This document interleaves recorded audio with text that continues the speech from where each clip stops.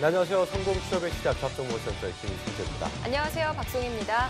자, 2017년 하반기 공채 아직까지는 끝이 나지 않고 네. 진행 중입니다만 속속들이 최종 합격자들이 발표가 되고 있고요. 그 반대편에는 또 제가 참 가슴이 아픕니다만 탈락한 취준생들이 눈물을 꾹꾹 참고 있습니다. 맞습니다. 예. 하지만 여러분 정말 끝날 때까지 끝날 게 아닙니다. 그렇습니다. 지금 시즌에 이번 시즌에 탈락을 했더라도 네. 다음 시즌에 합격하면 되는 그럼요. 거잖아요. 다 각자의 그럼요. 꽃을 피우는 그 계절이 따로 있는 겁니다. 그렇습니다. 너무 네. 움츠리지 마시고 힘내시기 바라겠고요. 자, 합격을 위해서 감정은 잠시만 좀 추스리시고 냉정하고 또 객관적으로 합격의 조건이 어떤 것인지 네. 알아내야 될 때가 바로 지금 이 시기가 적기가 아닌가 생각이 듭니다. 맞습니다. 그래서 저희가 준비를 했습니다. 그렇죠. 합격자들의 성공 원인을 밝혀내서 네. 취업 성공의 로드맵을 그려보는 잡정보센터 특집 합격의 비밀. 비밀. 네, 예. 오늘부터 그 베일을 벗게 됩니다. 그렇습니다. 보면 좀 배 아플 거 같아. 합격한 애들은 뭐 스펙이 보나마나 완벽하겠지 뭐 이런 분들을 위해서 저희가 만든 거기 때문에 더 눈 부릅뜨고 이런 분들은 특히나 지켜봐 주시기 바라겠습니다. 네, 맞습니다. 실제 합격자들의 생생하고 리얼한 이야기 지금부터 전해드립니다. 함께 하시죠.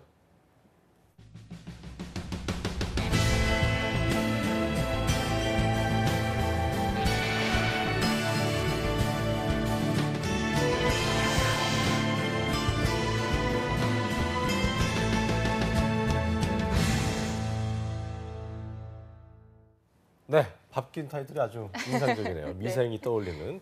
자, 공채에서 떨어진 취업 준비생들이 가장 궁금해하는 건 바로 이거라고 할 수 있겠습니다. 합격자는 대체 어떤 사람이고 네. 어떤 공채를 준비했길래 합격한 걸까? 이 맞습니다. 거예요, 그렇죠? 맞습니다. 탈락자들 사이에서 카더라만 무성할 텐데요. 그렇습니다. 합격자의 스펙부터 합격 전략을 공개하는 특집 방송 합격의 비밀입니다. 네, 오늘 이 시간 첫 번째 포문을 열어주실 강사가 누굴까 또 어떤 분이 나오셨을까 궁금한데요.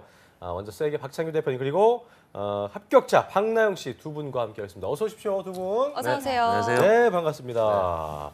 네, 박 먼저 대표님이 뭐 항상 네. 뵙던 분이기 때문에 저희가 스킵을 하겠고요. 네. 합격의 얼굴부터 좀 만나봐야겠죠? 시원하게 스킵하고요. 예. 네, 오늘 합격자부터 만나보죠. 안녕하세요. 어서 오십시오. 네, 자기소개해 주시죠. 네. 네. 안녕하세요. 저는 한림대학교 재무금융학과 4학년 2학기 재학 중인 박나영이라고 합니다. 그래요. 나영 씨 아까 저희 그냥 처음에 그 방송 전에 얘기할 때 편했었는데 긴장하지 마시고 저 네. 카메라 따위는 잊으세요. 잊으시고 저희랑 이제 얘기한다 생각하시고 편하게 시간 함께 하시기 바라겠습니다. 네. 자, 그리고 나영 씨를 합격의 길로 가게 도움 주신 이 세게 박창규 대표님은 이제부터 인사를 드려야겠죠. 어서 오십시오. 안녕하세요. 안녕하세요. 자기 소개해 주세요. 아, 네. 네, 세게 인문상경계열 그리고 우리 여러분들의 성공적인 해외 진출을 지원하고 있는 해외 취업 분야를 맡고 있는 박창규라고 합니다. 반갑습니다. 네. 만나뵙게 돼서 반갑습니다. 예. 네. 네. 자, 예. 자, 그러면 이제 나영 씨한테 이야기를 좀 들어봐야 될 텐데요. 예. 나영 씨가 합격한 기업이 어떤 곳인지 먼저 김하영 캐스터에게 들어보겠습니다. 예. 네, 나영 씨가 합격한 레프트뱅크 아트의 자세한 내용 화면으로 함께 만나보도록 하겠습니다. 예술 작품이 있는 곳이라면 어디에나 필요한 것이 바로 프레임인데요. 레프트뱅크 아트는 이런 프레임을 제조, 유통하는 기업으로 업력이 무려 40년이 넘은 기업입니다. 디자인 분야의 최첨단 기술을 제공한 공예품을 생산, 유통하고 있는데요. 위치는 미국 캘리포니아 라미란다에 위치해 있고요. 이어서 합격자 박나영 씨의 스펙 자세하게 알아보도록 하겠습니다. 네, 박나영 씨는 현재 한림대학교 재무금융학과에 재학 중입니다. 4학년 2학기에 재학 중이고요. 학점은 4.23점, 그리고 컴퓨터 활용 능력 2급과 토익 885점, 춘천도시공사 경영지원팀 회계직무 1개월 현장 실습 경험이 있습니다. 지금 방송을 보고 계신 취준생분들 중에서 더 합격자라고 해서 스펙이 좀 더 높지 않았을까라고 생각하시는 분들 계실 것 같은데요. 과연 나영 씨의 합격 비결은 무엇일지 스튜디오에서 자세하게 알아보겠습니다.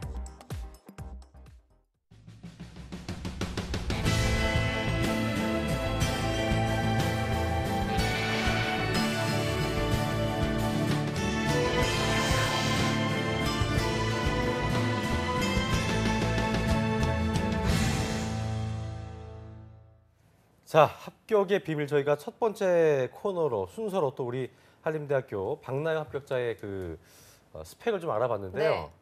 마지막에 이제 우리 그 김하영 캐스터가 얘기했습니다만 이거보다 더 높다고 생각할 수도 있겠지만 그래도 어쨌든 높긴 높네요. 학점이 4.23이었고 굉장히 네. 아우, 열심히 준비하신 분이 아닌가 생각이 듭니다. 이게 참 여학생인데다가 또 인문 상경 계열이고 취업이 정말 만만치 않은 그 취업을 참 어렵게 느끼는 분들이 많을 그 군이에요. 네. 그런 군인데 나영 씨가 이제 졸업 전에 떡하니 이렇게 취업에 성공을 했기 때문에 참 기쁜 마음이고 그것도 뭐 한국도 아니고요. 미국의 캘리포니아로 출근을 하게 된 건데요.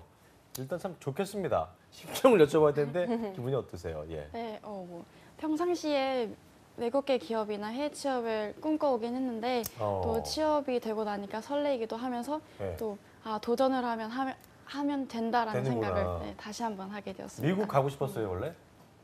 네, 미국. 예, 미국 쪽으로. 네, 외국에 선망하던 나가고 국가였습니다. 싶은. 네. 네. 난 레프트 뱅크라고 그래서 또 재무금융이어서 이제 은행인 줄 알았는데 은행이 아니고 이제 제조 유통기업이라고 굉장히 그 어감도 좋은 것 같습니다. 학점 높아요, 그죠? 네, 학점이 엄청 높은데 공부 열심히 하셨나 봐요. 대학 그러니까요. 다닐 때. 그래도 꾸준히 열심하게 그래도 오. 대학 생활을 즐기면서 계속 네. 했습니다. 즐기면서 했어요? 즐기면서도 오. 학점까지 즐기면서 좋았는데 4.23점 받았다. 아, 이 괴리가 올 것 같은데요. 굉장히 네. 열심히 하신 것 같습니다. 저희가 예. 그래서 다른 이제 스펙도 음. 살펴보면 토익 점수가 885점이에요. 근데 여학생들 인문 상경계 보면 900점 넘는 넘는 학생들도 분들이 꽤 있을 것 많잖아요. 이 정도면 충분하다고 생각을 했던 거예요.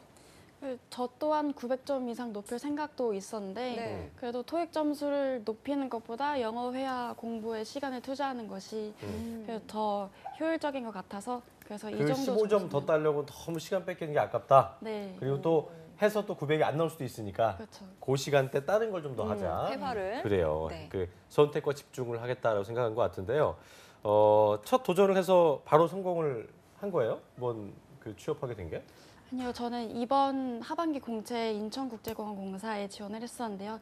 그것은 서류 전형에서 탈락했습니다. 인천국제공사는 안 됐고 네. 그랬구나. 워낙 인기도 많은 회사에다가 거긴 뭐 직군이고요. 어마어마한 곳이기 네. 때문에. 예. 아마 지금 이야기 들으면서 나영 씨랑 비슷한 분들 많으실 거예요. 국내 취업에서 서류 광탈해서 약간 마음의 상처를 입으신 분들 계실 텐데 자, 그렇다면 이제 여기서 궁금한 게 있죠. 그러면 저분은 미국 취업을 계속 준비해온 해왔을까? 걸까? 그렇죠. 네, 예. 어땠어요? 꾸준히 해왔어요? 대학 생활 동안 외국 친구들과 교류하면서 그래도 막연하게 해외 취업을 하고 싶다라는 생각을 했었습니다. 근데 이제 저번 학기에 대만으로 교환학생을 다녀오면서 해외 취업에 대한 확신을 가졌고 그래서 이번 9월에 자세히 알아보기 시작했습니다. 야, 그러니까 어쨌든 오. 외국 다녀왔군요. 대만에 네, 가서 대만. 6개월? 네, 한 학기 동안. 한 학기 동안? 네. 어쩐지 뭐 그래도 여기에만 머무르지는 않았던 네. 또 외국 해외를 좀 경험한 친구라고 할 수 있을 텐데요. 그러고 나서 이제 와가지고 여기 계신 박창규 대표님을 만나신 거죠? 네, 학교에 해외 취업 과목을 들으면서 뵙게 맨 됐습니다. 처음 만났을 때 기분이 어땠어요? 느낌이 어땠어요? 아, 무섭지 않았어요? 해외 취업에 한 걸음 더 다가갔다라는 그런 느낌. 그래요, 그런 오. 느낌. 항상 그러니까 우리 보니까 박 대표님 만나면 그런 느낌을 갖나 봐요. 약간 구세주 같은. 아닙니다. 어땠습니까? 그러니까 처음에 만났을 때가 9월이셨고 지금 이제 한 2개월 좀 더 지난 거거든요. 네. 근데 그렇죠. 준비가 잘 된 친구였어요. 어땠습니까? 뭐 나름 잘했어요. 자, 여기서 포인트. 이공계열 전공자들은 학점이 3.8, 4점대를 만들어 줘야 되죠. 네. 즉 이마에 4.0이라고 적어놔야 됩니다. 아, 네, 이공계는 왜냐면, 네, 이공계열 전공자들은 물론 대학생들이 대학교 열심히 다니면서 교수님 수업 잘 들어야 되죠. 근데 이공계열 전공자들은 대외 활동이나 동아리 활동이라든지 직무 역량보다는 학점이 조금 높아야 되는 게 그 직무 사실이죠. 전문성이 높아야 되기 그렇죠. 때문에. 예. 근데 인문상경계열 전공자들 중에서 이 재무금융이나 세무회계 역시나 학점이 조금 높아야 됩니다. 왜냐하면 다른 어떤 기타 활동보다는 학교에서 어떤 재무회계나 세무회계, 학교에서 교과 과정에 좀 충실한 친구들이 성공 취업으로 끌고 갈 수 있는 가장 큰 밑바탕을 만들어주는 줄 수가 있는데요. 가장 첫 포인트는 이제 우리 세무회계 전공자들, 재무금융 전공자들이 놓치는 게 하나가 있어요. 뭐가 있나요? 네. 진로 방향성을 설계해야 돼요. 네. 진로 방향성. 진로 방향성이란 뭐냐면 저도 뭐 회계학 전공이잖아요.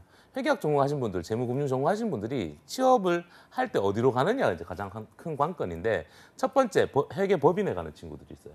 예, 회계법인 가는 친구들이 있고 일반 기업의 이제 회계 담당자로 가는 경우가 있어요. 근데 일반 기업도 역시나 유통 물류 산업으로 빠지느냐, 제조 산업으로 빠지느냐에 따라서 내 미래 직업군이 달라집니다. 자, 가령 이렇게 보시면 돼요. 내가 앞으로 회계사가 될 거예요. 공인회계사가 될 것 같으면 회계법인 가라 그래요. 근데 만약에 내가 회계사를 안 할 거야. 안 하고 회계법인에 가면 어떻게 될까요? 예, 회계사들 뒤치다꺼리합니다. 네. 예, 그래서 우리 그 재학생들 중에서 재무금융이나 세무회계 전공자들은 1번 진로 방향성부터 설계하고 미래 직업군 같이 설계해야 되는 거예요. 예, 가령 예를 들어서 제조 산업으로 회계 담당자로 빠졌을 경우에는 제조 원가 관리에 대해서 포인트를 잡을 수가 있고, 우리 나영이처럼 유통 물류 산업으로 빠졌을 때 나영이가 가는 레프트뱅크 아트 같은 경우는 예를 들어 미술 프레임 제품 만드는 회사예요. 예, 그러니까 아예 이 모든 제품들을 다 만듭니다. 그러니까 안에 뭐 페인트라든지 그 도료라든지 이런 걸 다 끌고 들어가죠. 그러면 직접비, 간접비까지 자기가 원가 관리 회계까지 다 마스터를 할 수 있는 그런 역량을 만들 수가 있는 거죠. 그래서 그 진로 직무 방향성이 여러분들한테 가장 크다고 보시면 되고요. 우리 나영이 역시나 그 진로 직무 방향성부터 먼저 설계를 했다라고 보시면 됩니다. 오, 그렇군요. 예. 그렇게 방향성을 설정을 해야 된다라는 진단이 있고 나서 그 이후에 좀 더 구체적으로 어떻게 도와주셨나요? 그렇죠. 이제 제일 중요한 건 뭐 학교를 다니더라도 기업에서 실질적인 업무가 어떻게 흘러가는지. 자, 재무 금융 전공으로 해서 내가 회계 직무로 일단 회계법인이 아니라 일반 기업의 회계 담당자로 먼저 선정을 했고요. 그리고 그에 따라서 내가 방향성 이제 설계를 하는데 제일 중요한 건 업무에 대한 회계 플로우에 대해서 알아야 되겠죠. 네. 특히나 지금 우리 나영이 같은 경우는 국내로 취업을 하는 게 아니라 해외로 취업하다 보니까 국제회계기준법 IFRS에 대해서도 내용들을 조금 알아야 되겠고요. 자, 이 지금 미국을 간다라는 게 우리 나영이가 미국을 간다라는 게 끝이 아닙니다. 그 뒤에 작전이 또 있습니다. 네, 여러분들 잘 아시다시피 제가 해외 취업을 여러분들한테 권장을 해드리는 이유 중에 하나는 또 다른 다양성을 만들고자, 내 미래에 또 다른 그림을 만들고자, 작품을 만들고자 해외를 한번 도전하는 그 케이스죠.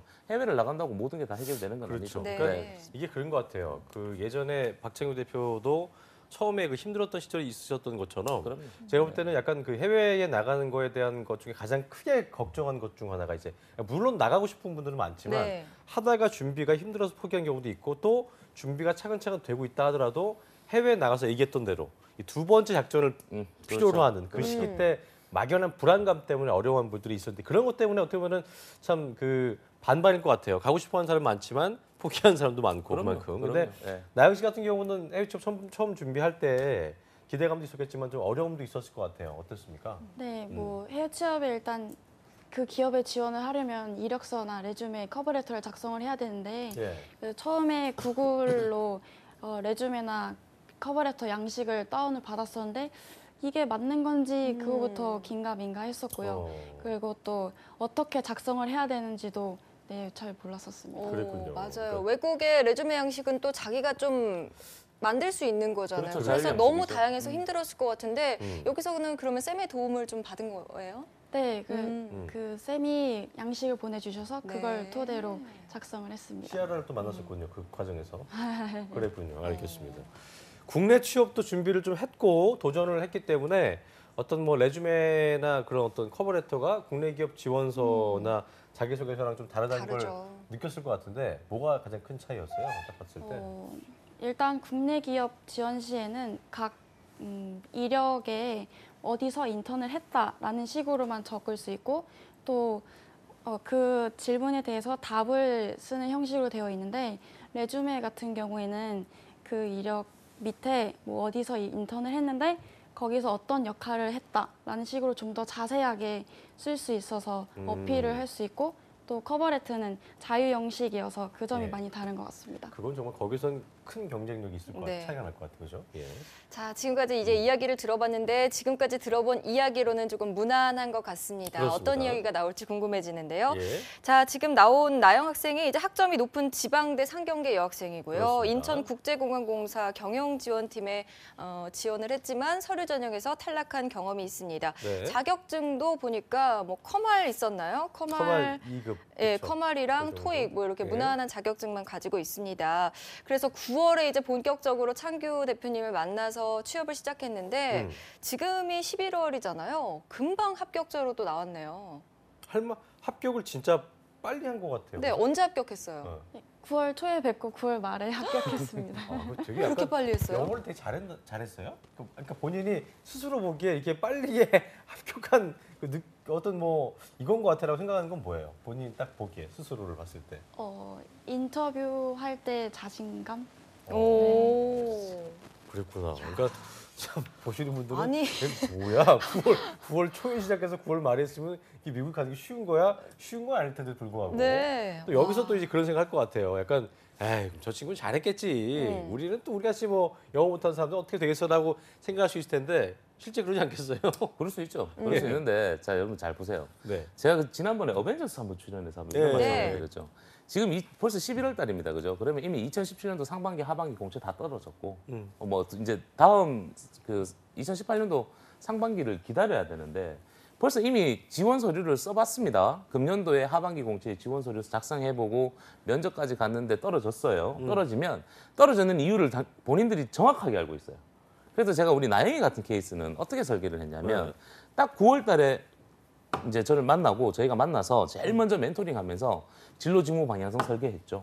네, 진로 잡았죠. 거기에 맞도록 직무 찾아냈죠. 그리고 지금 당장 보니까 뭐 회계 쪽으로 직무를 찾았는데 ERP 관리사라든지 전산 세무회계라든지 회계에 관련된 자격증 아무것도 없습니다.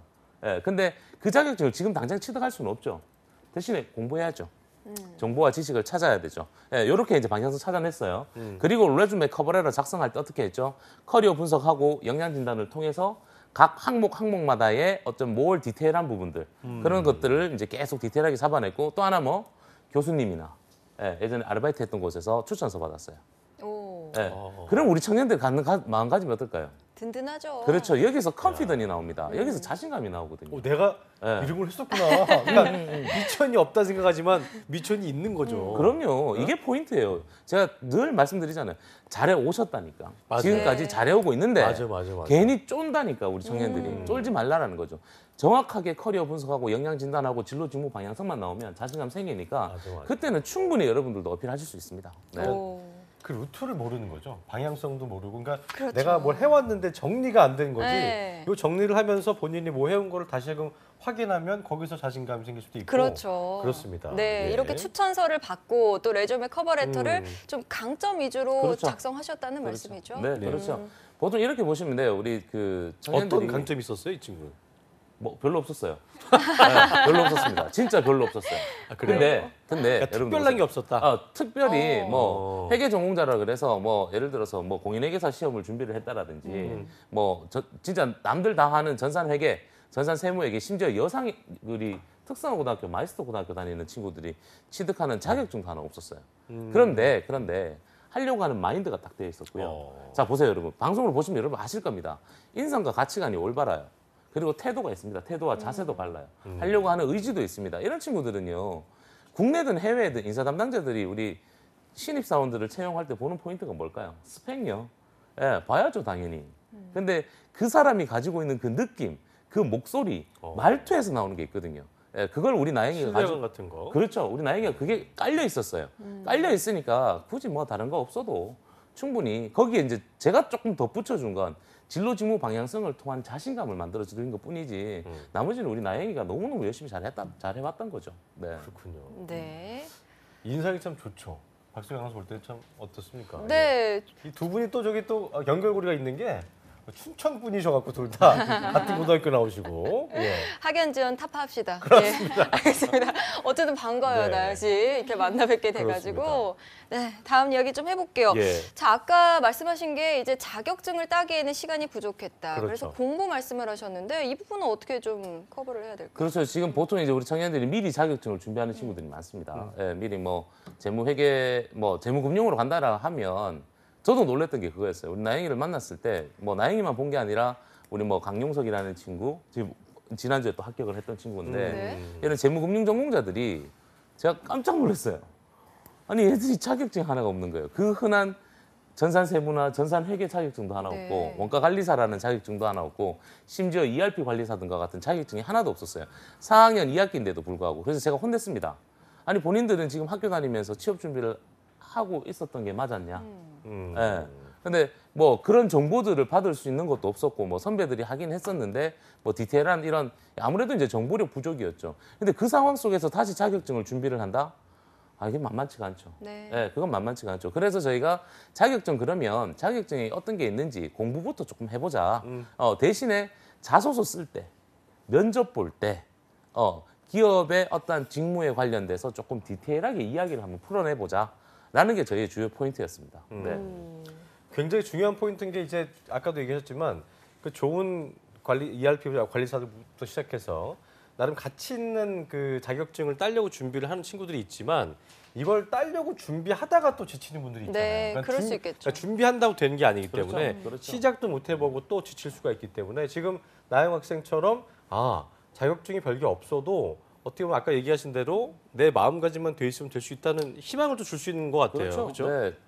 특히 큰 건 우리 나이 같은 경우는 현장 실습의 경험이 있습니다. 그죠? 네. 현장에서. 네, 현장 실습의 경험이 있기 때문에 내가 재무금융에서 회계 직무 분야로 실제 현장 실습을 물론 한 달밖에 안 했습니다만 자소서와 면접일 때 자소서 작성할 때 그때 현장 실습을 좀 직무 중심으로 해서 회계의 어떤 업무 플로우를 조금 담는다라면 그게 이제 무기가 될 수가 있는 거죠. 그렇군요. 네. 그러니까 또 아까 말씀하신 대로 그 자격증 취득에만 목숨 거는 것보다는 자격증을 준비를 좀 하면서 실무의 흐름 파악하는 거. 그렇죠. 이것도 되게 중요하겠네요. 그럼요. 그렇죠. 네. 그래서 이제 제가 늘 ERP 공부하라고 이제 네. 우리 청년들한테 많이 노래를 부르죠. 네. 그렇군요. 네. 알겠습니다. ERP. ERP. 자, 나영 씨가 아까 9월에 취업 준비를 시작해서 9월에 바로 합격을 했어요. 대단합니다. 9월 말에 예. 이렇게 빨리 합격을 취업 했는데 수제입니다. 예. 네, 해외 취업이다 보니까 또 비자 문제도 있잖아요. 음. 이건 어떻게 했어요?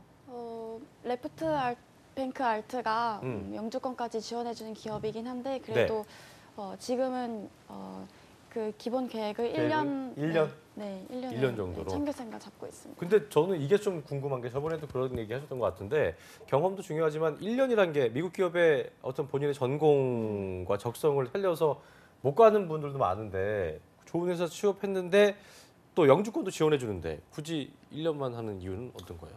모르죠. 안 해봤는데. 제일 큰 건 그거예요. 우리 청년들 제가 지난주 주말에도 저희 청년들 한 10명 정도를 만났는데요. 뭐 다 해외 간다고 찾아왔어요. 근데 가봤습니까? 가봤습니까? 가서 직장 생활 해봤어요? 한국하고 틀리다니까요. 똑같이 지금 우리 나이 같은 경우도 회계 직무 분야로 미국에서 근무를 하는데요. 미국 회계 기준법이 틀려요. 그리고 IFRS 국제 회계 기준법도 틀리고요. 업무 플로우가 다 틀립니다. 근데 그 일을 우리 청년들이 아직 실무 경험이 없기 때문에 직접 가서 한번 해보고 진짜 내가 이 일이 잘 맞는 것 같아. 그러면 진짜 이 회사 같은 경우는 영주권까지 지원해주는 회사니까 진짜 열심히 해서 계속 있을 수도 있고요. 제일 중요한 건 가서 여러분들의 1년 동안의 실무 경험. 근데 이 실무 경험이 여러분 잘 보세요. 한국에서 하는 게 아니에요. 해외에서 하는 거죠. 네. 그러면 특히나 지금은 회계 직무는 IFRS 국제회계기준법이 통일되어 있기 때문에 미국에서 한 1년 정도만 실무 경험을 쌓고 한국에 들어온다면 우리 나영이의 미래 무대는 또 다양성을 만들어질 수가 있거든요. 그래서 그 포인트를 일단은 1년만 생각하고 가자는 거예요. 예. 가서 다시 한 번 더 또 다른 플랜이 또 나옵니다. 네, 해외 취업의 경험을 발판으로 국내에 들어와서 또 눈을 넓힐 수 있는 그런 발판을 마련했다. 이런 말씀이신 것 같은데 그렇습니다. 그 이후에 그럼 빅픽처 좀 설명 좀 그렇죠. 해주시죠. 이제 네. 나영이한테 주는 숙제죠. 이제 회계 전공자들 미국을 가는 청년들은 제가 되도록이면 여러 가지 일을 좀 미션을 많이 주는데 지금 특히나 캘리포니아 같은 레프트 뱅크 아트 같은 경우는 직원 수만 한 350명 이상이 되고요. 이미 많은 우리 청년들이 갔던 곳인데 이 회사를 가시면 1번 미국 갔잖아요. 미국 갔는 김에 가면 1년 동안 실무부터 먼저 다룹니다. 그리고 영어가 어느 정도 되겠죠. 예, 가서 영어로 이제 업무를 보다 보니까 영어 실력도 자연스럽게 늘고요. 한번 어학과 실무를 같이 하면서 미국 공인 회계사인 예. AI CPA 자격증 취득에 도전합니다. 예, AI CPA 자격증이 다들 어렵다고 생각하시는데 쉬워요. 한국 공인 회계사 시험 1차 수준도 안 돼요. 즉 우리나라의 전산 세무회계 1급 수준보다 조금 더 높아요. 그래요? 근데 우리나라 애들이 왜 어렵게 받아들이냐면 영어로 문제를 풀어야 됩니다. 그리고 실무 경험이 없다 보니까 우리 한국 청년들이 어렵다고 생각하는데 막상 처음에 들어가자마자 실무하고요. 어학은 어느 정도 베이스 깔리니까 당연히 AI CPA 취득하기에 쉽겠죠. 예, 그래서 그게 첫 번째 목적이고요. 두 번째는 지금 이 레프트 뱅크 아트 같은 경우는 미술 프레임을 만드는 회사입니다. 만들어서 전 세계에 다 나가요. 그러면 뭐가 만들어지죠? 유통 물류 원가 관리 회계가 여기서 파악을 할 수가 있어요. 뭐 가령 예를 들어서 FOB 선착지 인도 조건과 도착지 인도 조건에 따라서 이 제품의 자산의 가치가 틀려집니다. 이런 것들도 원가 관리 회계도 만들어낼 수 있고요. 또 제가 말씀드렸던 IFRS 국제회계기준법에 관련된 내용도 알 수가 있고요. 제일 큰 거 미술 프레임 제품을 만들다 보니까 페인트를 가지고요. 기계로 만드는 경우도 있고 사람이 직접 그 페인트를 찍어서 이제 붓칠을 하면서 그림을 만들어내겠죠, 그죠? 여기에 따라서 원가 관리 회계에서 직접비, 간접비까지도 여기서 파악을 해놓을 수가 있습니다. 이런 어떤 미션들을 가지고 우리 나영이가 미국에서 1년만 한다라면 그때는 갔다 오고 나서 만약에 한국에 왔을 때는 또 다른 무기가 될 것이고 아니면 거기서 또 다시 이직을 할 수 있는 네. 기회를 만들 수가 있다고 보실 수가 있죠. 그래요. 이 부분이 이제 보니까 해외 취업을 고려하지 않은 분들도 귀 기울여 들으신다면 좋을 것 같은 게 올드루키가 올해 채용 시장에서도 좀 화두였는데 입사 후에 뭐 다시 채용 시장으로 돌아온 거기 때문에 대학 재학 중인 취업 준비생 그리고 졸업하고 취업 못한 취준생에다가 또 그리고 입사하고 만족하지 못해서 퇴사한 어떤 본인까지 이게 모두가 좀 같이 힘들어질 수 있는 거잖아요. 그죠? 그렇죠. 예. 제일 크죠. 여러분 보세요. 저는 한국은행 왜 그만뒀겠습니까? 그러니까요. 그냥 계속 다녔죠. 예. 뭐 아직도 삼성 간다고, 의문입니다. 예. CJ 간다고, 현대기아차 간다고 다 좋은 거 아니거든요. 지금 우리 청년들이 묻지마 취업에 자꾸 합니다. 그리고 묻지마 취업을 해놓고 막상 더 이상 갈 길이 없는 거예요. 그러니까 다시 되돌아오죠. 근데 여러분 보세요. 나영이처럼 설계해 보자니까요. 내가 정말 지금까지 돌아오더라도. 뭘 예. 해왔고 예. 커리어 분석하고 내가 정말 성격이 이쪽 회계 직무 분야랑 잘 맞는지 안 맞는지 만약에 맞다라고 하면 그에 따라서 나는 어떤 산업으로 빠질 건지 진로와 직무 방향성 설계하고 뭐 꼭 대기업, 중견기업, 중소기업도 좋은 회사들 많습니다. 먼저 갔다가 가서 그 직무가 진짜 내하고 맞다라면 그다음 뭐 그때 대학원을 진학한다라든지 아니면 그때 또 이직을 해서 더 많은 걸 만들으셔야 되는데 뭐 지금 우리 청년들 뭐 다 삼성, CJ 그건 저는 아니라고 봅니다. 네. 알겠습니다. 나영 씨는 원래는 이제 국내 취업을 준비했다가 이렇게 해외 취업의 발판을 마련했고 또 그래요. 빅픽처가 그려진 거잖아요. 마음이 든든할 것 같은데 좀 어때요? 네, 그래도 여기에 안주하지 않고 네. 다른 데를 더 도전하고 그래야 되니까. 아까 말씀하신 네, 그래도. 대로 미국에 있다 1년 만에 다시 들어오고 싶은 마음인지 아니면 거기 있다가 뭐 그 회사에 더 있을 수도 있겠고 아니면 또 거기서 더 좋은 기회가 있어서 미국 내에서 다른 회사로 가고자 하는 마음도 있는 거예요? 네, 둘 다 가능성을 두고 있습니다. 아까 이게 또 인천공항공사도 계속해서 도전을 할 거고 그 이후에도 거기 예. 아니 거기는 아니에요? 그냥 한번 미국에 해외 취업을 갔다 오면은 국내 공기업에 이게 적성이 잘 맞을지 안 맞을지 그렇죠. 그것도 저희가 이런 잘 가정을 해볼 수 있을 것 같은 게 이런 플랜 짜고 합격이 된 거랑 또 인천공사에서 만약 입사했다면 두 가지는 약간 좀 다른 점이 있을 것 같은 생각이 들긴 또 들어요. 네, 좀 많이 다른 것 같아요. 인천국제공항공사는 국내 공기업이라서 안정적인 반면에 해외 취업은 또 제가 젊은 만큼 일을 다양한 관점에서 배우고 경험하고 경력도 쌓을 수 있고 또 이를 토대로 제가 선택할 수 있는 길이 다양해진다는 것에서 많이 다른 것 같습니다. 그렇군요. 대표님 보니까 이게 이렇게 좀 장기적인 플랜을 아까도 뭐 구글에서 찾았다고 했었는데 포털 사이트 검색에서는 그 짤수가 없다기보다는 뭐 쉽지 않은 부분인데 많은 취업 준비생들이 좀 이렇게 나영 씨가 아까 구글에서 뭐 레주메나 커버레터 양식 검색해서 다운로드 받아갖고 확신이 쓰지 않았다고 얘기했잖아요. 그렇죠. 그런 부분들에 있어서 많은 분들이 공감하실 것 같은데 네. 하물며 또 취업에 대한 어떤 장기적 플랜 같은 경우는 검색에서 나올 수 있다면 뭐 누구나 검색하겠지만 그렇죠. 그게 네. 안 되기 때문에 어떻게 좀 해야 되는지 말씀 이 좀 사람마다 케이스 바이 케이스. 뭐 그러긴 하겠습니다. 그렇죠. 여러분 카카오톡에서요. SA 클럽 섹이라고 검색하셔서 친구 추가하셔서 메시지를 좀 보내주시면 저희가 뭐 저희 저를 비롯해서 많은 전문가들이 계시니까 한 명 한 명마다의 어떤 그런 커리어 분석, 영양 진단 이런 것들로 해서 진로 직무 방향성 그리고 이렇게 우리 나영이처럼 또 합격할 수 있는 길을 또 안내를 해드리도록 하겠습니다. SA 클럽. 네, 그렇군요. 카카오톡에서 예. SA 클럽 검색하시면 되겠습니다. 그렇습니다. 자, 나영 씨의 미국 기업 취업을 다시 한번 축하드리는 의미에서 박수 한번 치고 가겠습니다. 축하합니다. 그리고 그렇습니다. 앞으로 미국 가서도 이제 사회생활 열심히 잘 하시길 바라겠고요. 네. 마지막으로 이제 나영 씨 이야기 들으면서 뭔가 느낌이 왔던 친구들이 있을 것 같아요. 뭐 같은 그러니까 처지인 같은 전공도 그렇고 네. 인천공항공사 지원했다 떨어진 분들도 계실 테고 그러니까요. 여학생인 분들도 계실 테고 응원의 한마디 해주신다면요. 네. 해외 취업은 막연한 것이 아닙니다. Don't hesitate, just go ahead. 망설이지 말고 도전하고 자신감 가지시고 꼭 좋은 성과 이루시길 바라겠습니다. 그래요. 그리고 창규 쌤도 뭐 지금 보고 있는 많은 또 구원의 눈빛을 요하는 친구들이 있을 거예요.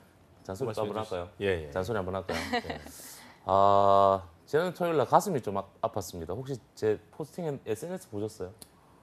못 봤네요. 예. 네, 지난주에 여러분도 한번 보세요. 제 SNS 제가 인스타하고 글을 좀 남겼는데요. 예. 지난주 어떤 토요일 날 내용이었습니까? 21살 되는 여학생이 찾아왔어요. 찾아오더니 물론 저한테 강의를 들었던 친구예요.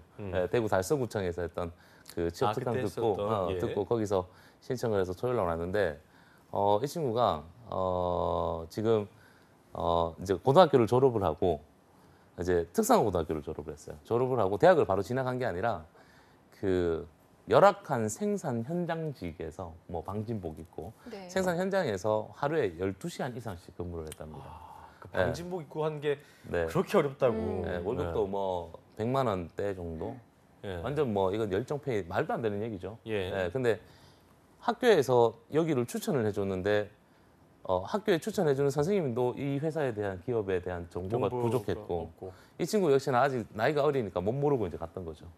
그리고 나서 아닌 것 같아서 그만두고 화장품 가게에서 판매직을 하다가 이제 다시 이제 우연치 않게 어떤 상담사, 취업 상담사한테 그 상담사의 직업의 매력에 빠져서 아동 청소년 지도과의 대학교를 다시 1학년으로 진학을 했어요. 했는데 막상 졸업한 친구예요. 그죠 고등학교 아니요 아직 고등학교 졸업하고 나서 이제 1년을 일하고 다시 대학교를 1년을 지금 1학년이죠. 네. 그러니까 지금 21살이 되는 거죠. 네. 근데 쭉 이렇게 이제 해외 취업 가고 싶다라고 쭉 얘기를 했는데 쭉 이야기하다가 울음을 펑 터뜨리신 거예요. 얘기하다가 얘기하다가 그래서 제가 짜장면 사줬습니다. 너무 많이 울어서. 근데 이 친구가 운 이유가 틀어박으셨습니까? 이 친구가 운 이유가 자기는 글을 쓰는 게 좋고 앞으로 미래에 작가 같은 이런 직업군을 하고 싶은데 집에 부모님도 그렇고 친구도 그렇고 주변 사람이 꿈보다는 현실을 선택하라라고 얘기를 했답니다. 네. 근데 저는 계속 그 친구의 꿈을 이루기 위해서 제가 계속 그 진로 방향성을 끌고 가졌거든요. 근데 자기가 이제 이런 얘기를 처음 들어봤다라는 거죠. 제가 우리 청년들한테 주고 싶은 메시지예요. 지금 우리 나영이 같은 경우도 물론 이게 꿈이 아닙니다. 여러분들의 꿈과 목표는 아직 멀었어요. 우리 남학생들 같은 경우는 제가 38에서 45 됐을 때 뭐 해 먹고 살 건지 물어보거든요. 38에서 45 그렇죠. 사이에. 우리 보통 이제 대기업이나 뭐 이때 이제 명태 시장 나이잖아요. 그렇죠. 그렇죠? 여자분들한테는 제가 여학생들한테는 35 이후에 뭐 해 먹고 살 것이냐. 여자분들 같은 경우는 결혼하고 사회에 진출할 수 있는 그때부터 이제 시기가 되는데 중간에 여성 경력 단절이 생기는 거죠. 그래서 지금 아직 20대고 청년이다 보니까 되도록이면 포기하지 말고 지금 당장 안 해도 돼요. 지금 내가 작가 안 해도 돼요. 지금 내가 당장 공인회계사 안 돼도 됩니다. 하지만 미래에는 목표를 딱 설정시켜 놓고 그 목표를 위해서 우리가 단계별로의 어떤 플랜을 짜자라는 거예요. 우리 나영이 역시나 똑같습니다. 해외 취업요? 아니에요. 여러분 해외 취업 간다고 다 성공하는 거 아니지 않습니까? 지금 이 시기에서 다음에 다시 1번 플랜 2018년도 상반기 공채를 준비할 것이냐 아니면 다시 여기서 내가 이번에 하반기 공채 해보니까 떨어진 이유가 조금 있었어. 여기에서 내가 내한테 맞도록 1년 해외 정도 가서 한 1년 정도를 글로벌 역량과 직무 역량을 좀 키워서 다시 국내에 터닝할 것이냐 라는 이런 플랜들을 여러분들이 조금 그리셔야 되지 않을까 싶습니다. 그래서 꼭 용기 잃지 마시고 목표 하고 싶은 거 하세요.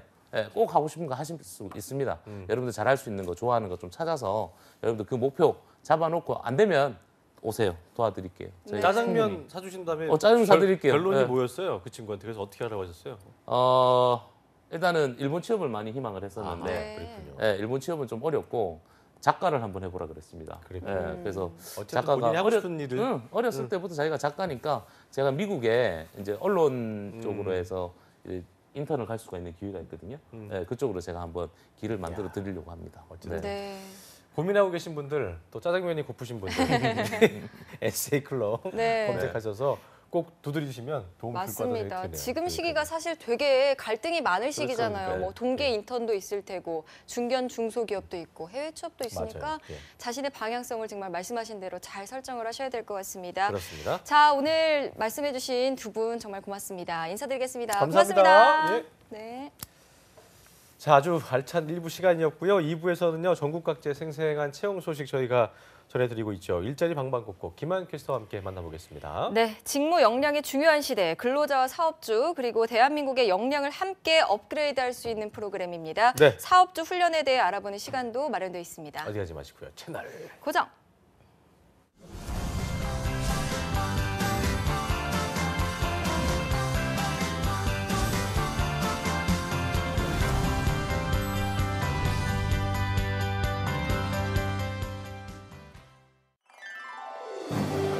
한국 직업 방송을 보면 취업이 보입니다.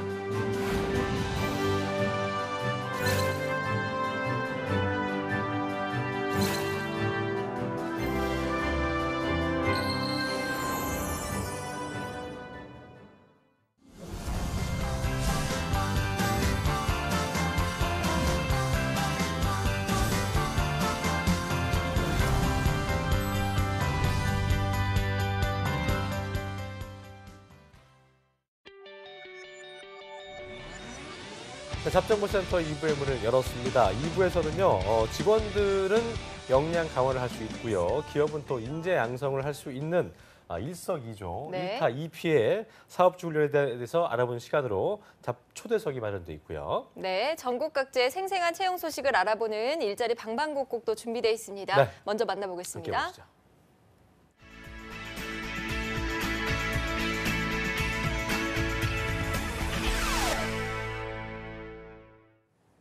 매일매일 전국 각지의 생생한 채용 소식을 알려드립니다. 일자리 방방곡곡, 오늘은 월요일을 활기차게 열어주시는 분이죠. 김건호 주무관님이 계시는 전라도 광주로 먼저 떠나보겠습니다. 안녕하세요, 주무관님. 네, 안녕하세요. 광주 고용복지 플러스센터 김건호 주무관입니다. 네, 오늘 채용 소식 알려주시죠. 네, 첫 번째 광주 지역 일자리 소개해드리겠습니다. 이번 주도 광주 고용센터 구인 발굴팀 소식 준비했습니다. 이번에 광주 고용센터 구인 발굴팀에서 발굴한 사업장은 의료 정밀, 광학기기 및 시계 제조업체인 아이솔루션 주식회사입니다. 광주광역시 북구 첨단과기로 위치하고 있으며 광학기기 등 생산직 2명 채용할 계획입니다. 고졸 이상의 학력과 경력을 무관하며 사장 소지자 및 청년층 구직자들을 우대한다고 하니 참고하세요. 급여는 연 2,800만 원 이상 지급됩니다. 접수 마감은 11월 31일까지니 관심 있는 분들의 많은 접수 바랍니다. 접수 방법은 이력서와 자기소개서를 준비하셔서 이메일로 접수하시면 됩니다. 네, 관련 구직자분들께서는 지원 접수 날짜에 맞춰서 마감일에 맞춰서 서둘러 지원하시면 좋을 것 같습니다. 이어서 두 번째 소식 바로 알아보겠습니다. 네, 두 번째 소식은 취업 기술이 부족한 구직자들에게 큰 도움이 될 만한 단기 집단 상담 프로그램을 준비했습니다. 광주 고용복지 플러스센터에서는 지역 구직자들의 취업을 위해 개인적인 사정으로 장기간 프로그램 참여가 어려우신 분들을 위해 나에게 필요한 부분만을 선택하여 4시간 과정으로 수강할 수 있는 단기 집단 상담 프로그램을 제공하고 있는데요. 12월 일정이 나왔습니다. 12월 5일 나를 이해하기, 7일 취업 목표 정하기, 12일 대인관계 능력 향상, 14일 행복한 대화 이끌기 등을 각각 운영할 계획입니다. 프로그램은 오후 1시 30분부터 5시 30분까지 광주 고용센터 9층 해nem실에서 진행됩니다. 참여를 희망하는 구직자분들은 일정을 참고하셔서 미리 워크넷을 통해 신청하거나 고용센터를 직접 방문하셔서 접수하시면 됩니다. 프로그램에 관련한 궁금한 사항은 국번 없이 1350번으로 연락하시면 됩니다. 네, 지역 구직자 여러분들을 위한 다양한 프로그램들이 준비되어 있다고 합니다. 취업 기술에 대한 강의라고 하니까요. 구직자 여러분들의 많은 관심과 참여 부탁드립니다. 오늘 소식 감사합니다, 주무관님. 네, 감사합니다. 네, 이어서 경기도로 떠나봅니다. 성남 고용복지플러스센터의 이은경 주무관님 연결돼 있습니다. 안녕하세요. 네, 안녕하세요. 성남 고용복지플러스센터 이은경 주무관입니다. 네, 오늘 소식 알려주시죠. 네, 오늘 첫 번째 소식은요. 분당 판교에 있는 스타트업 기업의 채용 소식을 전해드리겠습니다. 이번에 모집하는 회사는 스타키움이라는 기업인데요. 스타키움은 데이터베이스 및 온라인 정보를 제공하는 기업이고요. 성남시 분당구 삼평동에 위치하고 있습니다. 이번에 모집하는 분야는 웹디자이너 2명을 모집하고 있습니다. UX, UI 디자인 및 개발 업무를 담당하고요. 학력은 무관한데 해당 분야 4년 이상 경력자를 모집하고 있습니다. 청년층을 우대하고 있고요. 주 5일 근무입니다. 급여는 월 200만 원 이상으로 면접 후에 결정이 되고요. 모집 기간은 채용 시까지입니다. 이력서 및 자기소개서를 담당자 이메일로 보내주시면 되고요. 자세한 사항은 워크넷 채용 정보를 확인하시기 바랍니다. 네, 4년 이상 경력자와 청년층 구직자를 우대하고 있다고 합니다. 참고하셔서 지원하시기 바랍니다. 이어서 두 번째 소식 바로 알아보겠습니다. 네, 두 번째 소식은요. 에스코어 주식회사라는 기업의 채용 정보입니다. 에스코어 주식회사는 소프트웨어 개발 및 자문하는 기업이고요. 성남시 분당구 순회동에 위치하고 있습니다. 모집 분야는 소프트웨어 개발자 2명을 모집하고 있는데요. 담당 업무는 웹 서비스 API 개발, 웹 기반 GUI 개발을 담당하게 되고요. 자격 조건은 4년제 대졸 이상의 학력으로 자바 중급 이상 경력자, 즉 3년 이상 경력자로서 자바스크립트 프레임워크 활용 및 개발, HTML5 기반 웹 UI 개발 경험자를 찾고 있습니다. 데이터베이스 관리 시스템 관련 경험자를 우대하고 있고요. 주 5일 근무입니다. 급여는 연봉 3,700만 원 이상으로 면접 후에 결정이 됩니다. 이 기업의 이제 특징은 복리 후생이 다양한데요. 자녀 학자금, 건강검진, 의료비 등이 지원되고 있습니다. 모집 기간은 채용 시까지고요. 이력서와 자기소개서를 담당자의 이메일로 보내주시면 됩니다. 자세한 사항은 또 워크넷 채용 정보를 확인하시기 바랍니다. 네, 개발자 2명을 모집하고 있습니다. 자격 요건과 우대사항 참고하셔서 지원하시기 바랍니다. 오늘 소식 감사합니다, 주무관님. 네, 고맙습니다. 오늘 일자리 방방곡곡 전라도와 경기도의 채용 정보 살펴봤습니다.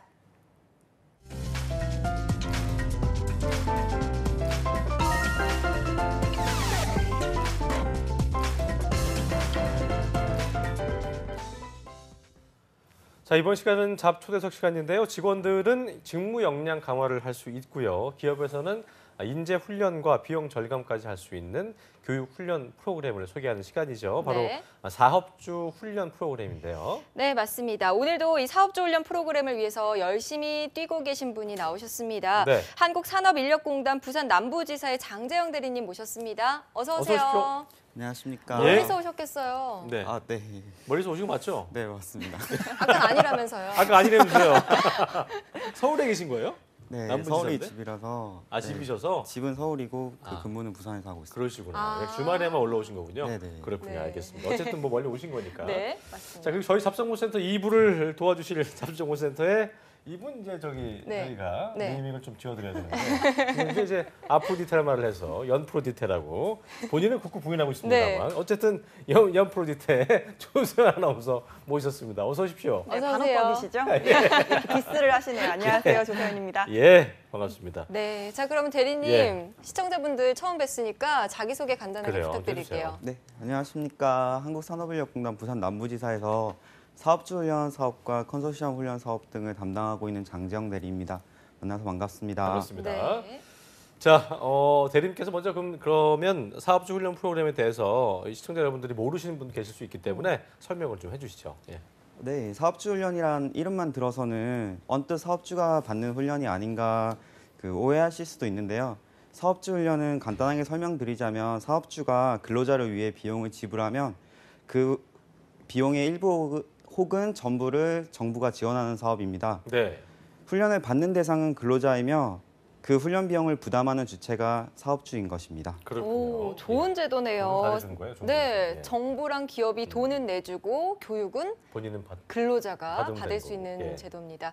자, 그러면 궁금한 게 이 교육을 받을 때 기업 내에서 받아야 되는지 아니면 외부로 나가는 건지도 궁금한데요. 네, 사업주 훈련은 훈련 기관에서 실시하는 위탁 훈련과 기업 내에서 실시하는 자체 훈련으로 나뉘어져 있습니다. 예. 규모가 작은 우선 지원 대상 기업 같은 경우에는 8시간 이상만 훈련을 실시하면 되고요. 예. 그리고 규모가 큰 대규모 기업 같은 경우는 16시간 이상 훈련을 실시하게 되면 훈련 비용 지원이 가능합니다. 그렇군요. 네. 대리님이 계신 다이내믹 부산, 네. 이 부산이 우리나라 제2의 도시라고 할 수 있을 텐데요. 그렇기 때문에 서울 못지않게 사업주 훈련에 좀 참가하는 기업들도 많지 않을까 싶은 생각이 드는데 어떻습니까? 예. 네, 부산도 서울과 마찬가지로 다양한 업종에서 훈련을 그렇죠. 참여하고 있습니다. 음. 제조업종의 르노 삼성 자동차라든지 르노도 있고. 서비스 업종에는 에어부산 같은 네. 대규모 기업 등도 참여하고 있고요. 예. 특히 부산은행을 필두로 한 금융업종의 사업주 훈련 참여율이 전국에서 가장 높습니다. 그렇군요. 네, 부산에 금융단지가 생긴 이후에는 한국자산관리공사라든지 기술보증기금 등 많은 금융 관련 기업들이 부산에서 자리 잡게 되면서 현재 금융업종의 사업주 훈련 참여율은 계속해서 올라가고 있는 추세입니다. 맞아요. 최근에 캠코더 일로 자리를 옮겼기도 했고. 맞습니다. 예, 역시 예. 모르는 게 없으십니다. 네, 제또 아는 동생이 또 캠코더 있는데 아, 네. 부산 가게 됐다고 굉장히 우울해하면서 서울 사는 친구인데 근데 네. 어쨌든 이게 자산 관리도 그렇고 금융업종들이 옮겼다는 게 도시를 좀 더 크게 하고 있는 그런 네. 생각이 듭니다. 예. 네, 저희가 듣기에 이제 부산 금융단지가 있다고 하더라고요.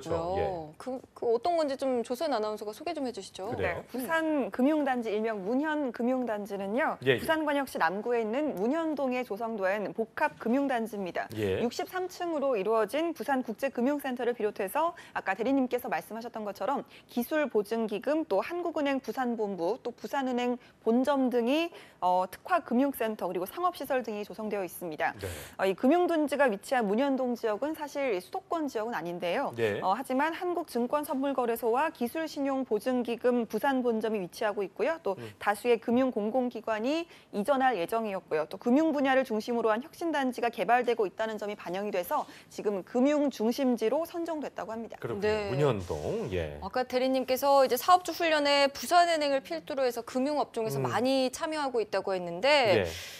제가 알기로는 또 이 부산 금융단지 때문에 문전역, 지하철역의 문전역이 이름이 국제금융센터 센터. 부산은행역으로 바뀌었다고 그러게요. 합니다.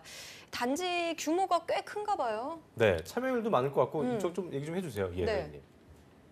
참여율이 높은 편인 거죠? 네, 굉장히? 참여율은 굉장히 높은 편입니다. 예. 그러니까 어쨌든 이 밖에도 다른 것도 있다면서 병원도 그렇고 보건업종도 그렇고 이런 거 있다고 하는데 좀. 네, 금융업종 이외에도 그 병원 등 보건업종과 그다음에 사회복지 서비스 업종이 그 전국에서 가장 높은 사업주 훈련 참여율을 보이고 그렇군요. 있습니다. 금융 외에도 병원 등 보건업종도 그렇고 사회복지 서비스 업종이 전국에서 가장 높은 네. 참여율을 보이고 있다고 합니다. 예. 그렇다면 왜 이렇게 보건업종, 사회복지, 서비스 업종 참여율 높은 이유가 또 따로 있는지도 궁금해지는데요. 그렇죠. 네. 예. 네, 보건업종과 그 사회복지 서비스 업종의 경우 위탁훈련으로 사업주 훈련에 참여하는 경우가 많은데요. 예. 부산에는 병원만을 대상으로 훈련을 진행하는 원격 훈련 기관이 10개 이상 되고 그다음에 예. 사회복지 관련업을 대상으로 하는 훈련 기관은 숫자를 세기 힘들 정도로 많습니다. 예. 부산 소재 대부분의 위탁 훈련 기관이 이 두 업종을 타겟으로 그 운영을 하다 보니 이 두 업종의 사업주 훈련 참여율이 특히 높게 나타나고 있습니다. 그렇군요. 네. 자, 지금 말씀하신 그것처럼 다양한 사업 분야의 다양한 기업들이 산업인력공단과 함께 사업주 훈련을 통해서 근로자들의 직무 역량 향상에 네. 힘을 쓰고 있는 거 저희가 함께 확인하셨는데요. 자, 오늘은 이제 은행 쪽의 사업주 훈련 내용이 어떤 건지 저희가 좀 알 수 있다고 들었는데 오늘 갖고 오신 기업이 어디인지 좀 소개해 주시죠. 예. 네, 바로 부산은행인데요. 부산은행이요. 부산은행은 2005년부터 사업주 훈련에 참가해 왔는데 굉장히 다양한 프로그램을 의욕적으로 진행하고 계시고 반응도 굉장히 좋은 곳입니다. 그렇군요. 네, 은행 취업하고 싶어하는 분들 많잖아요. 그렇죠. 그분들이 예. 관심을 가질 것 같은데 부산은행에서 그러면 어떤 사업주 훈련 진행하고 있는지 궁금한데요. 네, 부산은행에서는 신입행원 연수 과정을 1개월 이상 과정으로 진행하고 있습니다. 네, 네. 그리고 여신, 외환, 고객 상담 역량을 키울 수 있는 과정들도 진행하고 있고요. 예. 그다음에 승진자의 역량을 강화할 수 있는 과정들도 진행하고 있고 마지막으로 자격 취득반도 진행하고 있습니다. 그렇군요. 자, 그렇다면요. 저희가 부산은행과 직접 좀 그 관련자분과 전화 연결을 해서 좀 자세한 이야기를 나눠보겠습니다. 사업주 훈련에 직접 참여하고 계신 부산은행의 김태환 과장님 전화 연결이 되어 있습니다. 과장님 안녕하세요. 안녕하세요. 네, 안녕하세요. 저는 부산은행 인사부에서 근무하고 있는 김태환 과장입니다. 네. 네, 반갑습니다. 안녕하세요. 자, 네, 그러면 안녕하세요. 진행 중인 사업주 그 훈련 과정에 대해서 설명 좀 부탁드릴게요. 네, 저희 부산은행에서는 2016년도 기준 총 33개 과정에 1,065명이 사업주 훈련 과정에 참여하고 있었고요. 올해 기준으로는 총 30개 과정에 961명이 사업주 훈련 과정을 참여하고 있습니다. 네. 현재 진행 중인 그 가장 대표적인 과정은 2017년도 신입행원 연수 과정이 있습니다. 그렇군요. 아까 저희 여기 계신 그 장재영 대리님께서 신입 행원 연수 과정에서 이제 여신이나 외화, 고객 상담 이런 과정들이 있다고 말씀하셨는데 이런 걸 좀 배워야 네. 저희가 좀 이제 행원다운 좀 행원 그러니까 좀 일을 같이 할 만한 직원이 된다 이렇게 볼 수 있을 것 같은데 저희 방송을 보고 있는 은행권 준비한 취업 준비생들도 많이 보기 때문에 좀 얘기를 좀 해주세요. 어떤 걸 좀 잘해야 중요하다는 거. 네, 지금 실시되고 있는 신입행원 연수는 네. 주로 이제 마인드 및 조직 적응력을 강화하는 연수를 많이 진행을 하고 있고, 네. 뿐만 아니라 은행 업무에 대한 기본 구조, 그리고 상품에 대한 지식을 학습을 하고, 그다음에 은행 규정과 업무 사례에 대한 연구 토론 발표 과정이 있습니다. 예. 무엇보다 제일 중요한 것은 저희가 은행 직원으로서의 역량과 자질을 개발하고 네. 역할을 정립할 수 있는 그 은행원으로서의 기본 자세와 마음가짐이 가장 중요하지 않나 그렇게 생각하고 있습니다. 네. 마음가짐과 자세. 네. 자, 지금 과장님께서 아주 서울말로 조근조근 잘 말씀해 주시고 계세요. 서울말을 지금 굉장히 노력하고 계신 잘하시네요, 거죠? 과장님. 조금 연습을 한 것 같습니다. 아, 네. 연습까지 하셨어요. 한 것 같습니다. 예. 네. 자, 알겠습니다. 그러면요. 현직자들이 이제 실제로 직무에서 필요한 게 뭐 자세도 있겠지만 자격증 부분도 있잖아요. 그렇습니다. 네, 현직자들이 필요로 하는 업무 자격증 어떤 것들이 좀 있을까요? 네, 여러 가지 자격증을 직원들이 준비를 하고 있는데 그 중에서도 이제 국가공인 자격증으로는 신용분석사나 뭐 여신심사역 과정, 외환 전문력 정도가 있고 그뿐만 아니라 창구에서 상품을 판매하는 데 필요한 보험이나 파생 상품이나 아니면 신탁 상품에 필요한 여러 가지 자격증 과정들이 있습니다. 그렇군요. 네, 끊임없이 네. 공부를 해야겠네요. 그러니까요. 네, 맞습니다. 요즘 보니까 정말 뭐 전문적인 업무 역량이 절실한 시대이기 때문에 입사 후에도 이제 입사 후부터가 이제 어떻게 보면 시작이다 이런 말을 많이 하는데요. 역량 개발에 힘을 써야 또 믿음을 주는 행운이 될 수 있겠는데 과장님도 그 훈련 과정 들으셨습니까 이걸요? 하셨나요? 네, 저도 그 본점에 오기 전에 영업점에 있을 때는 여러 가지 사업주 훈련 과정을 많이 들었었고, 아 그러셨군요. 네, 그 중에 뭐 가장 기억에 남는 게 한 2달 정도 계속 진행됐던 여신 아카데미 과정이 예. 가장 기억에 남는데 제가 직접 사업자 훈련을 참여해 보았더니 예. 은행 직원으로서의 역량과 자지 개발을 할 수 있는 좋은 학습 효과를 얻을 수가 있었습니다. 그렇군요. 오, 예. 그럼 과장님께서 직접 이 사업주 훈련에 참가를 하셨으니까 또 좋았던 점이 있다면 조금 더 구체적으로 설명해 주시죠. 네, 저희가 연수를 기획함에 있어서 사업주 훈련을 통해 체계적인 교육 과정을 직원들에게 제공할 수 있는 점이 저는 가장 좋았습니다. 그리고 여러 가지 업무 때문에 바쁜데 사업주 훈련 참여 때는 한국산업인력공단 관할 지사 직원들이 친절하고 상세하게 업무 협조를 해주셔서 행정 업무가 많이 경감되는 부분이 굉장히 좋습니다. 네. 그렇군요. 자, 끝으로 우리 지금 은행권 준비한 친구들 중에 부산은행 가고 싶어하는 분 많을 거예요. 그런 친구들한테 이런 인재를 우리는 원한다 한 말씀 해주시고 마무리 짓겠습니다. 한 말씀 해주시죠. 예, 올해 창립 50주년을 맞고 있는 저희 부산은행은 주인의식으로 미래를 함께 개척할 수 있는 도전정신을 가지고 성과 지향적 사고를 가지고 있는 능동적 인재를 원하고 있습니다. 저희 부산은행과 함께 프로 금융인으로서 성장할 인재분들의 많은 관심과 또 지원을 부탁드리겠습니다. 네. 네, 오늘 방송 출연을 위해서 서울말까지 연습해 주신 네, 우리 부산은행의 김태환 과장님 오늘 정말 고맙습니다. 고맙습니다. 네, 감사합니다. 네. 자, 부산은행의 표준어를 잘 쓰시는 김태환 과장님과 저는 얘기를 해봤는데요. 대리님, 이게 과장님께서 말씀하신 것처럼 부산은행 사업주 훈련을 아주 만족하고 계신 걸로 저희가 확인을 했는데 같은 뭐 부산 사람이어서 이제 뭐 칭찬을 한 건지 모르겠습니다만 어쨌든 과장님께서 산업인력공단 그 관할 직원들의 친절한 업무 협조가 가장 좋다는 말씀하셨는데 행정적으로 근로자분들한테 어떤 도움을 주시는지 좀 한 말씀 해주시죠. 네, 아무래도 사업주 훈련의 규정이나 절차가 까다롭다 보니까요. 예. 그 과정을 운영하면서 어려움을 느낄 수 있는데 그러니까 저희 부산 남부지사에서는 규정이나 절차가 변경되거나 네. 또는 담당자분이 변경됐을 때 그 어렵게 느낄 수 있는 부분을 미리 안내해서 조금이나마 원활하게 운영할 수 있도록 도움을 드리고 있습니다. 시행착오를 최소화시키는 걸 해주시는 네, 거예요. 그렇죠. 그렇군요. 네. 자, 오늘 방송 보시고 이 네. 사업주 훈련에 대해서 좀 관심 가지는 분들 계실 것 같아요. 어떻게 참여하면 되는지 조서연 아나운서가 알려드립니다. 예. 네, 사업주 훈련은 정부에서 운영하는 직업훈련 포털이죠. HRD 넷에서 참여하실 수가 있습니다. 다양한 훈련기관에서 운영 중인 훈련 과정을 검색을 통해서 찾아보실 수도 있고요. 또 회원 가입을 통해서 자체 훈련을 위한 절차를 밟을 수도 있습니다. 이 사업주 훈련에 참가하고 싶은 사업주분들께서는요. 이 사업장 소재지 관할 한국산업인력공단 지부지사에 연락을 주시면 친절한 설명과 상담 그리고 컨설팅까지 받아보실 수가 있습니다. 네. 자, 대리님 이게 방송 보고 계신 분들 있을 텐데 끝으로 사업주 훈련 아직 하고 안 하신 분들한테 한 말씀 짧게 해주시죠. 네.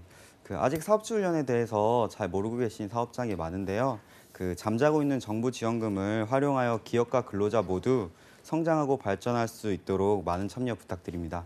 감사드립니다. 네. 네, 오늘 좋은 말씀 해주신 한국산업인력공단의 부산 남부지사 장재영 대리님, 또 조서연 아나운서 고맙습니다. 고맙습니다. 고맙습니다. 고맙습니다. 자, 알찬 시간이었습니다. 내일도 특집 합격의 비밀이 이어지니까요. 내일도 방송도 기대 많이 해주시고요. 저희는 내일 오전 10시에 찾아뵙겠습니다. 고맙습니다. 고맙습니다.